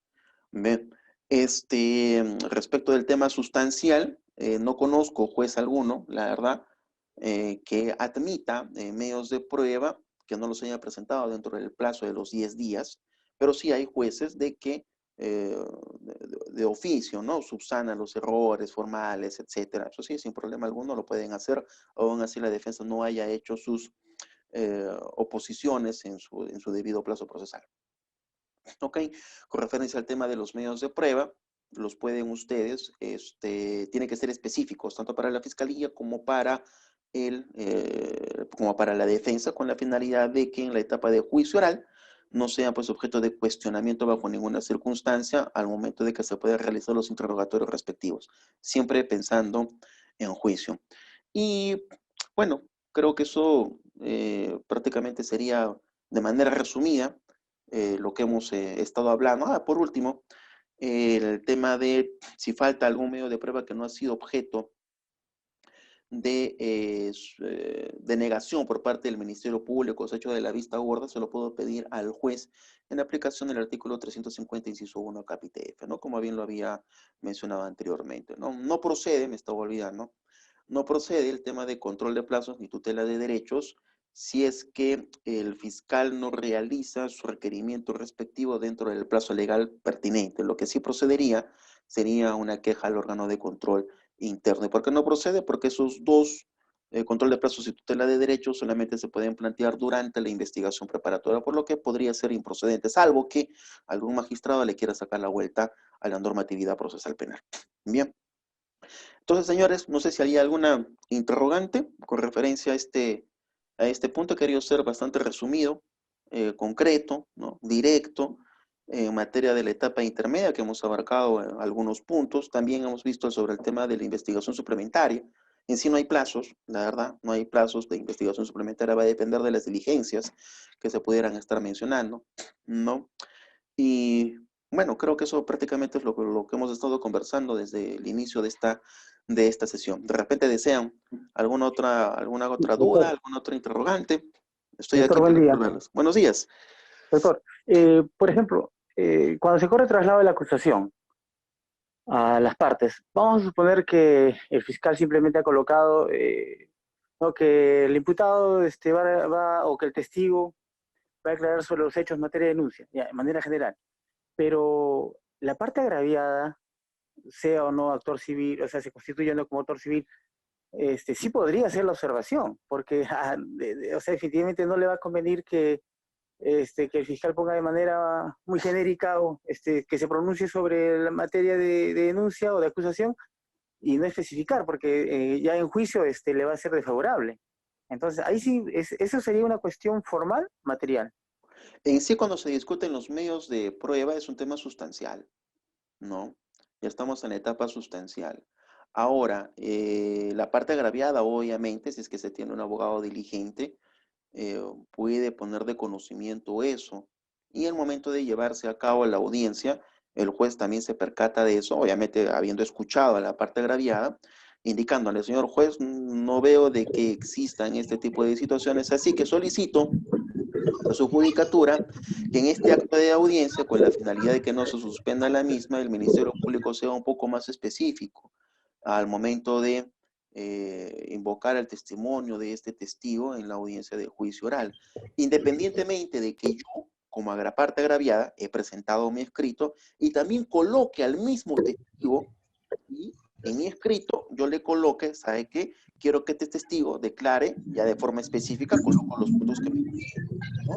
Entonces es una forma también de poder coadyuvar con el Ministerio Público, ¿no? Así que hay dos formas, ¿no? La primera, decir en el acto de la audiencia, la parte agraviada al juez para que pueda subsanar en la audiencia. Obviamente la defensa se va a oponer. Y la segunda, lo más diligente, que yo también estoy ofreciendo al testigo con la finalidad de realizarse tipo de preguntas, pero coadyuvando al Ministerio Público y que ya estoy señalando de manera mucho más detallada y específica en prorrogatorio del juicio oral, ¿no? Hay formas. Gracias. Ok. ¿Alguna otra interrogante, alguna otra duda sobre el tema? Acá, Doctor, adelante. doctor Juan, buenos días. Buenos días. Con respecto a las notificaciones, por ejemplo, de las acusaciones directas, ahora que tenemos correo electrónico, casilla electrónica, ¿no? Doctor, esta y el domicilio real de la parte agraviada, quería consultarle si usted considera que cuando el fiscal acusa de manera forma directa remite la acusación directa al juzgado, el juzgado tendría que notificar también a la parte agraviada en su domicilio real. Le comento, tenía un casito en donde hay una Pero tiene acusación directa. abogado. ¿Pero tiene abogado la parte agraviada? Tiene abogado de la parte agraviada. Ya, pues el Código Procesal Penal dice de que todas las, si es que hay un abogado apersonado, todo va al abogado y a partir de ahí se cuentan los días. A partir de ahí, Exacto. ya. Si es que no tuviese abogado, entonces solamente la parte agraviada, ¿no? Ya. Doctor, y si este abogado señala un correo electrónico y una casilla electrónica, entiendo que cualquiera de las dos podría ser válidas o tendría que notificar a El ambas. Poder Judicial está notificando a casilla electrónica, no correo electrónico.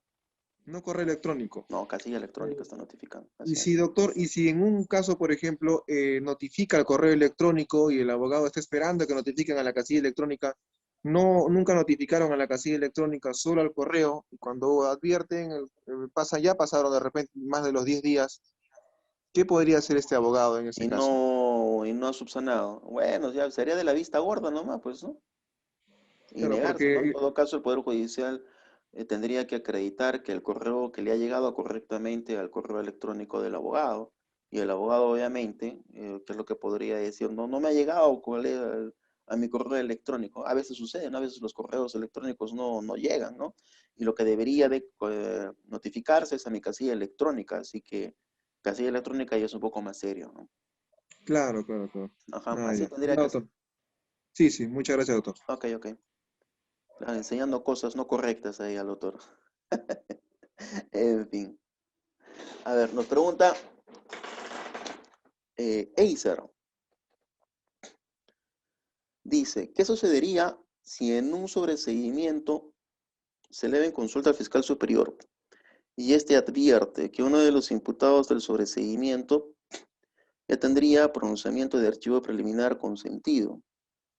Y este advierte que uno de los imputados de sobreseguimiento ya preliminar consentido con anterioridad, pero por error el fiscal provincial siguió la investigación por dicho imputado e incorporó al sobreseguimiento junto a otros imputados y sobre todo ellos, el juez emitió pronunciamiento.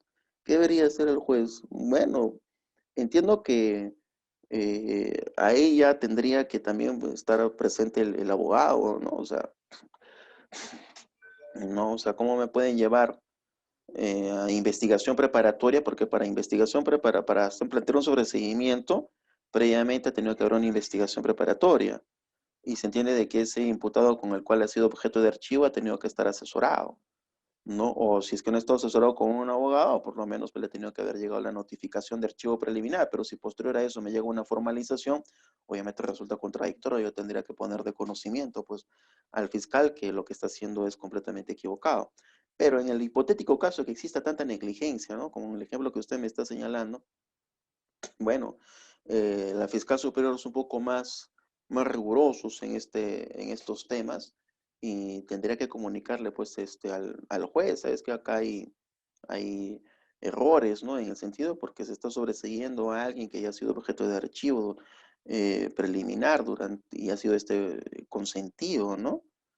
Y se imputado incorporó al sobreseimiento junto a otros imputados y sobre todos ellos el juez emitió, ya también el juez no ha hecho un trabajo correcto, pues, ¿no? También se le pasó al juez, ¿no? O sea, hay filtros y este tipo de cosas suceden, ¿no? Son raras, pero suceden, ¿no? Pero alguien se tiene que dar cuenta, ¿no? Y yo creo que la persona más indicada que debe de darse cuenta sería el propio interesado, ¿no?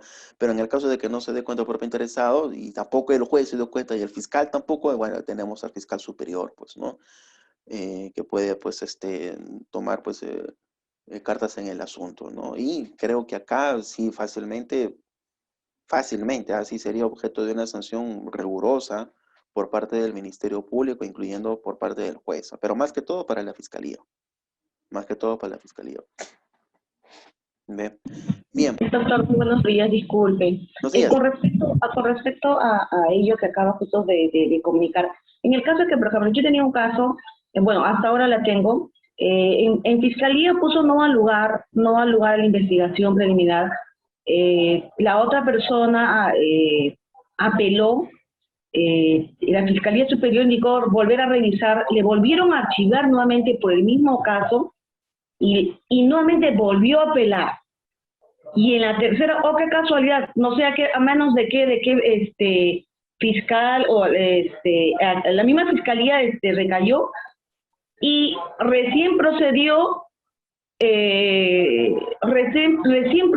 con respecto a la acusación y lo llevaron, o sea, se llevó al juzgado y hasta ahora hoy en día no se presenta a declarar, o sea, creo que en vano fue o no lo puedo saber cuál es el propósito, creo más que todo es dilatar los procesos que tiene, nunca se presenta a declarar, ha ofrecido testigos, nunca tampoco los ha llevado los testigos, en cambio, la persona que fue demandada ha llevado todos los testigos, la señora, a pesar de que está un poco delicada, ha declarado, pero la otra parte, no. Me pareció algo extraño, honestamente, cuando 2 veces ya había sido archivado y en la tercera prosperó. No sé qué pasó ahí. Pero en la tercera prosperó, ¿en qué sentido? ¿Le obligó al fiscal provincial a formalizar investigación? Sí. Recién en la tercera hubo formalización. Ya, Recién pues, en la tercera. donde manda capitán no manda marinero, no es el principio de jerarquía, ¿no? Si el fiscal superior le dice eso al fiscal provincial, no queda de otra, pues, ¿no? Pero Ya. esto ya, entiendo que ya terminó la investigación preparatoria, ¿o todavía? Sí. No, ya acabó ya. Pero Ya, me ahora, pareció muy extraño cuando 2 veces ya se había archivado el caso. Las 2 veces volvió nuevamente a realizar la apelación. En la misma fiscalía, solamente que cayó a diferentes. Y de repente trabajó, un colega lo trabajó y de repente la otra colega trabajó, no sé, el tercero, no puedo saber. Y el qué cosa me dice, pues bueno, vamos a ver cómo va a ir y cómo vamos a ir armando nuestra tesis. Ese fue su argumento del juez. o sea, no había sospecha reveladora, porque eso es lo que se necesita Sí, para formalizar sí. investigación preparatoria, ¿no? Sí, doctor. Ya, son situaciones que suceden, ¿no? Créanme, yo también he tenido así casos donde lo archivé una, lo archivé dos, tres veces lo archivé. Y bueno, Ya. ya la tercera fue la vencida, ya está bien, te voy a hacer caso, ¿no? Pero son situaciones que suceden y normalmente cuando suceden este tipo de cosas es porque hay presión por parte de la otra parte, presión, ¿no? De manera pues, su amigo, su conocido, de repente hay alguna presión, etcétera, etcétera, etcétera. También mucho va a depender respecto del tipo de delito es. Correcto. Ya, doctor. ¿Qué tipo de delito es? Ah, no, el delito que era una usurpación de su propia casa. Usurpación. Usurpación de su propia casa. O sea, entre comillas, a la señora le hacen una denuncia por la usurpación es su propia casa, pero sin embargo otra persona le hace la denuncia porque le ha usurpado su propia casa. Es algo totalmente atípico, es algo de verdad, claro. Pero así funciona nuestro sistema, doctora, ya se va a acostumbrar. Sí. De verdad sí, así como usted le digo, pero yo le digo al juez, y al doctor, le digo, que nunca se ha visto, le digo, es algo atípico. Que sea una usurpación de su propia casa. Sí, pero hay que armar en todo caso la tesis. Con ese se quedó. Bueno, doctor, le digo, entonces, espero que pueda resarcir, no sé, pero se ha quedado ahí, nunca ha presentado a sus testigos.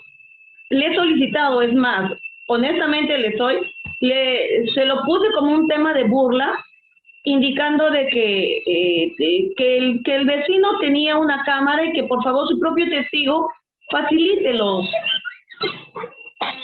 el video para ver si la señora había usurpado su propio domicilio. Y ahí nada más se quedó. Nunca ha presentado ningún video. El mismo vecino que está al frente nunca ha ido. Ninguno de los testigos se ha presentado. Pero este caso sí yo lo tengo bastante, es algo ilógico. Claro, sí, pues como me lo Atípico, totalmente. podría en todo caso plantear una excepción de improcedencia de acción, ¿no? Si es que lo ve usted ahí. Pero Ya, doctor. son situaciones que suceden, son situaciones que pasan, ¿no? Y bueno, ya con lo que usted me está comentando, nada raro que al momento de emitir el pronunciamiento, el Ministerio Público, pues, sobresea el caso, ¿no? Bien. Listo, señores. ¿De repente alguien desea algún otro tipo de interrogante para dar concluido este evento? ¿Sí? Doctor, Sí, adelante. doctor, una última consulta. ¿Usted considera que debería permitirse que hagan una terminación anticipada en los procesos, bueno, en la etapa intermedia? Ya. Mira, te comento lo siguiente. Dentro de lo que es el artículo 350 establecen pues una de las causales que inicialmente se entendía como el principio de oportunidad, ¿no? Textualmente, ¿qué es lo que dice? A ver, aquí tengo el código. A ver.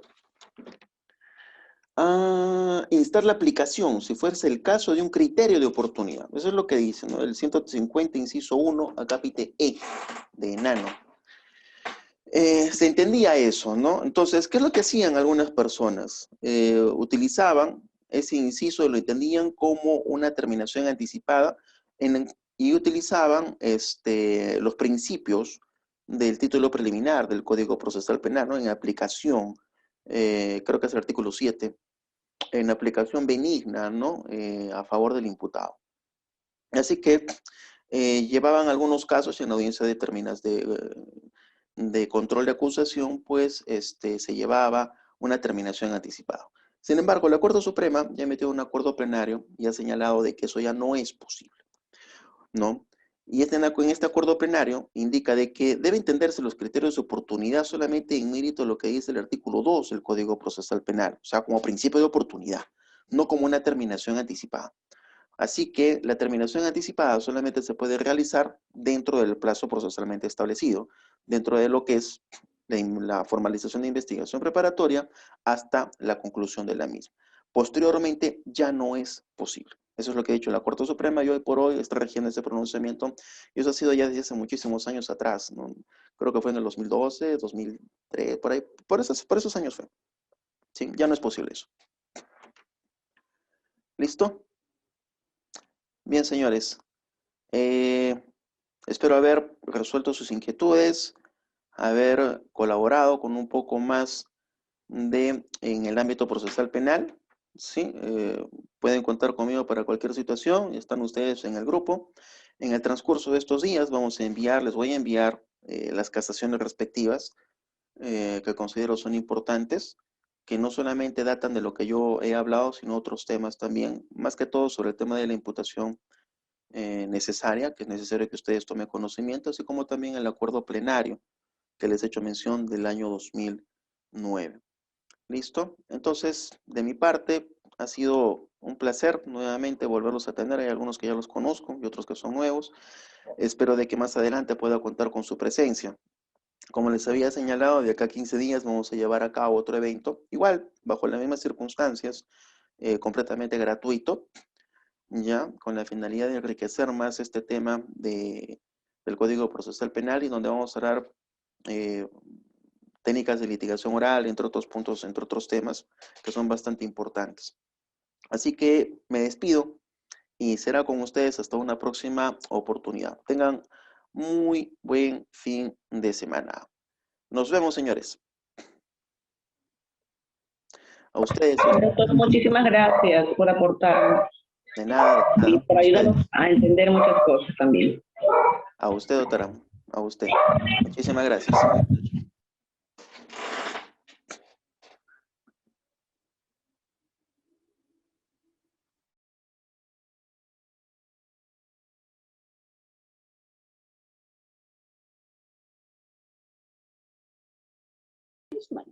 Doctor Hans. Doctor, ¿me escucha? Doctor, buen día. ¿Me escucha? Muchas gracias, doctor. Sí, sí lo escucho. Sí lo escucho. Buenos días. Ah, usted. Doctor Hans. Gracias, doctor. Muchas gracias. Doctor De Hans. nada, doctora. Doctor, se me estaba pasando una pequeña consultita.